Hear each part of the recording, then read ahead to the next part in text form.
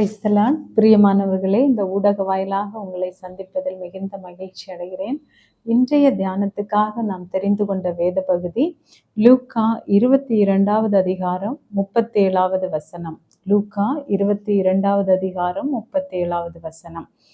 அக்கிரமக்காரரில் ஒருவனாக எண்ணப்பட்டார் என்று எழுதியிருக்கிற வாக்கியம் என்னிடத்தில் நிறைவேற வேண்டியதென்று உங்களுக்கு சொல்லுகிறேன். அக்கிரமக்காரரில் ஒருவனாக எண்ணப்பட்டார் என்று எழுதியிருக்கிறது. இதோடைய முன்னாடி இதை ஒரு தீர்க்க தரிசனமாக ஏசாயா 53ஆம் அதிகாரத்திலையும் நாம் பார்க்கிறோம். அவர் நமக்காக அக்கிரமக்காரராக எண்ணப்பட்டார். பிரியமானவர்களே, நாம் ஒருவேளை இந்த உலகத்திலே வாழும்போது ஒரு மாதிரிப்பட்ட நமக்கு பிடிக்காத நபர்களாக இருக்கலாம், ஸ்டேட்டஸில் இறங்கினவர்களாக இருக்கலாம், இல்லை நிறைய குற்ற பின்னணி உள்ளவர்களாக இருக்கலாம். பலவிதமான காரியங்களில் இருக்கிறவர்களை நாம் பார்க்கும்போது அவர்களோடு மிங்கிள் ஆகிறதற்கு நாம் யோசிப்போம். இல்லை அவங்க கூட ஃப்ரெண்ட்ஷிப் வைக்கிறதுக்கு விரும்ப மாட்டோம். மற்றவங்க பார்த்துருவார்களோ என்ற ஒரு பயம் இருக்கும். இப்படியெல்லாம் நாம் நினைக்கும் போது இப்படி அக்கிரமக்காரரில் ஒருவராக எண்ணப்பட்டேன் என்று சொல்லுகிறவர் நம்மை படைத்த தேவாதி தேவன்.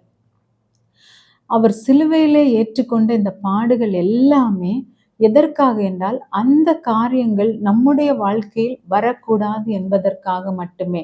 அதாவது அவர் சிலுவையிலே பிதாவினுடைய முகம் அவருக்கு மறைக்கப்பட்டது. என் தேவனே என்னென்னை கைவிட்டீர் என்று அந்த இடத்திலே சொல்லுகிறார். அதெல்லாம் எதற்காக என்றால் நாம் அந்த இடத்துல அந்த காரியத்திற்கு போகிறார். பிதாவிடத்திலிருந்து நம்முடைய முகம் மறைக்கப்படாதிருக்க அவருடைய முகம் நமக்காக மறைக்கப்பட்டது.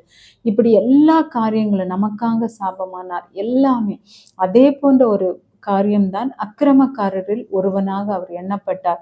அப்படி இருக்கும்போது எல்லா நேரங்களிலும் நமக்காக அவர் இதை செய்து நாம் அந்த காரியங்களை செயல்படாமல் இருக்கிறதற்காக அவர் இந்த ஆக்கினையை ஏற்றுக்கொண்டார். ஏனென்றால் ஏசாயா 53வது அதிகாரத்திலே 5வது வசனத்திலே வருகிறது, நம்முடைய மீறுதல்கள் நிமித்தம் அவர் காயப்பட்டு நம்முடைய அக்கிரமங்கள் நிமித்தம் அவர் நொறுக்கப்பட்டார்.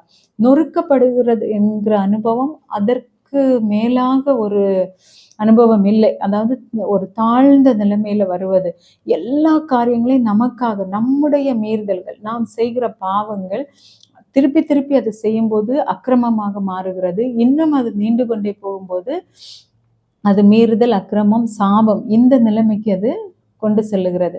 இவை எல்லாவற்றிலிருந்து நம்மை அவர் விடுதலை ஆக்கப்படும்படியாக அவர் அக்கிரமக்காரராக எண்ணப்பட்டாராம். அது நிமித்தம் அவர் ஒரு அருவருக்கப்பட்டார். பிதாவினுடைய முகம் அவருக்கு மறைக்கப்பட்டது. இப்படிப்பட்ட தண்டனைகளை எல்லாம் அவர் ஏற்றுக்கொண்டு நமக்காக இவற்றை செய்தார் அல்லவா. 6வது வசனத்திலே, அதாவது ஏசாயா 53:6 கர்த்தரோ நம்ம எல்லாருடைய அக்கிரமத்தையும் அவர் மேல் விழ பண்ணினார். இன்றைக்கு ஒருவேளை நாம் இந்த அக்கிரம கூட்டத்தில் இருக்கலாம். இதை குறித்த ஒரு அவேர் கூட நமக்கு இல்லாமல் இருக்கலாம். ஏனென்றால் நாம் நம்மை சிந்தித்து பார்ப்போம். நாம் இருக்கிற இடங்கள், வேலை செய்கிற இடங்கள், நம்முடைய ஒருவேளை நம்முடைய உறவுகள், அதாவது ஃப்ரெண்ட்ஷிப்புக்குள்ள எப்படி இருக்கிறோம், எப்படிப்பட்ட நண்பர்களை நாம் வைத்து கொண்டிருக்கிறோம், எல்லாவற்றிலையும் காம்ப்ரமைஸ் பண்ணி கொண்டு மீறுதல், திருப்பி திருப்பி மீறுதல் செய்து அக்கிரமத்தை கொண்டு போய் கொண்டிருக்கிறோமா? இல்லை ஃபார் எக்ஸாம்பிள் நம்ம ஒரு பிஸ்னஸ் செய்கிறவங்களா இருக்கலாம். நம்முடைய பார்ட்னர்ஷிப் எப்படிப்பட்டவங்களோட இருக்கிறது, தேவனுக்கு பயந்தவர்களோடு இருக்கிறதா, இப்படிப்பட்ட தேவனுக்கு பிரியமில்லாத பல காரியங்களை செய்கிறவர்களோடு நாம் சிரித்து பேசி சகஜமாக நாம் யாரையும் வெறுக்கக்கூடாது, நாம் யாரையும் நியாயம் தீர்க்கக்கூடாது. ஆனால் நாம் நம்முடைய வாழ்க்கை நிமித்தம் அவர்களை உள்ளே கொண்டு வர்றதுக்கு நம்ம பிரயாசப்படணும். இல்லை நாமும் அவர்களோட காசிப் பண்ணிட்டு சிரிச்சு பேசி அந்த மாதிரி உள்ள வாழ்க்கையில போனா ஒரு நாளும் நம் கூட இருக்கிறவர்களும் அவர்களும் அக்கிரமத்தில் இருக்கிறோம் என்ற எண்ணம் அவர்களுக்கு வராது. இவை எல்லாவற்றிலிருந்து நம்மளை விடுதலை பண்ணுவதற்கு தேவாதி தேவன் இந்த உலகத்தை படைத்து நம்மை படைத்து தேவனுக்கு ஒப்பாய் இருந்த தேவாதி தேவன் இறங்கி அக்கிரமக்காரராக எண்ணப்பட்டார். இது சாதாரண விஷயம் அல்ல. ஏனென்றால் நாம் ஒரு தாழ்வான நிலையில் எண்ணப்படும்படி மற்றவர்களோடு இருப்பதை பிறர் பார்க்க கூட விரும்பாத நேரத்துல இந்த உலகமே பார்க்கிற அளவிற்கு அவர் ஒரு அக்கிரமக்காரராக எண்ணப்படும் போது நாம் அந்த இடத்திலிருந்து விலகி வருவதற்காக தான் தேவன் இவற்றை நமக்கு சுமந்து கொண்டார். ஒருவேளை இன்றைக்கு நம்மளுடைய ஃப்ரெண்ட்ஷிப், நம்மளுடைய பின்னணி, மற்றவர்களோடு பழகுற விதம், யாருக்கும் தெரியாமல் ஒருவேளை அக்கிரம சிந்தைகள், அதாவது தேவையற்ற சிந்தைகள் நம்முடைய இருதயங்களை மீண்டும் மீண்டும் ஆக்கிரமிக்கிறதா? இவை இன்றைக்கு இந்த சிலுவை தியான நாட்களில் நாம் சிந்திப்போம்.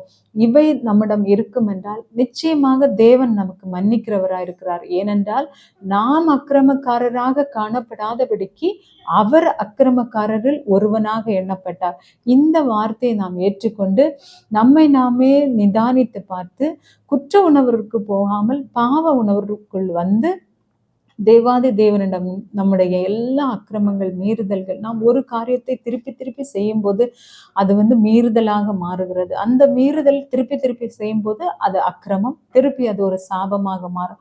இந்த காரியங்களிலிருந்து தேவன் நமக்கு விடுதலை தரும்படி இந்த வசனத்தை, எனக்காக நீர் அக்கிரமக்காரராக எண்ணப்பட்டீரே, நான் அந்த நிலைமையில் வராதிருக்க எனக்காக இதை செய்தீரே ஆண்டவரே என்று நன்றி உள்ள உணர்வோடு அவருக்கு நாம் நன்றி செலுத்தி, நம்முடைய அக்கிரம சிந்தையா இருக்கலாம், அக்கிரம வாழ்வா இருக்கலாம், தேவனுக்கு பிரியமில்லாத எந்த காரியமா இருந்தாலும் அதிலிருந்து வெளிவர தேவனை மன்றாடுவோமா? எங்களை நேசிக்கிறதான எங்கள் பரலோகத்தின் நல்ல தகப்பனே, அப்பா, உங்களுடைய சிலுவையின் தியானத்தை நாங்கள் தியானிக்கிற இந்த நாட்களில் கர்த்தாவே, இன்றைக்கு நாங்கள் எடுத்துக்கொண்ட இந்த தலைப்பின்படி அக்கிரமக்காரரில் நீர் ஒருவராக எண்ணப்பட்டீரே அப்பா. எவ்வளவு பெரிய விஷயத்தை எங்களுக்காக செய்தீர் ஆண்டவரே. நாங்கள் இந்த காரியங்களிலிருந்து விடுதலைப்பட எங்களுடைய சிந்தைகள், எங்களுடைய உறவுகள், எங்களுடைய சுற்று வட்டாரங்கள், எங்களுடைய பின்னணியம், எல்லா காரியத்திலும் எந்த அக்கிரமமும் காணப்படாதபடிக்கு, மீறுதல் காணப்படாதபடிக்கு, அவைகள் சாபத்துக்குள்ளாக போகாதபடிக்கு கர்த்தாவே, எங்களுக்காக நீர் அக்கிரமத்தை ஏற்றுக்கொண்டீரே, நொறுக்கப்பட்டீரே ஆண்டவரே. எல்லாருடைய அக்கிரமத்தை உண்மையில விழப்பண்ணப்பட்டது ஆண்டவரே. அவற்றுக்காக நாங்கள் நன்றி செலுத்துகிறோம் அப்பா. நன்றியோடு இடத்துல வருகிறோம். நீர் செய்த இந்த தயவுக்காக உமக்கு நன்றி. இவைகளை நாங்கள் நினைத்து உமக்கு நன்றி செலுத்தி எங்களுடைய எல்லா அக்கிரமங்களிலிருந்து விடுதலை தரும்படியாய் கெஞ்சுகிறோம். நீர் எங்களுக்காக அக்கிரமக்காரில் ஒருவனாக எண்ணப்பட்டீர் என்பதை நாங்கள் விசுவாசிக்கிறோம் ஆண்டவரே.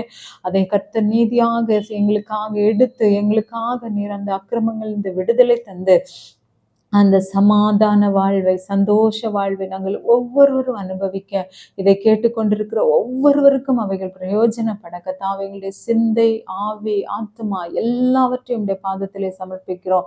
நீர் எங்களுடைய வாழ்க்கையின் மூலம் முற்றிலும் மகிமைப்படுவீராக. எங்களை தாழ்த்துகிறோம்.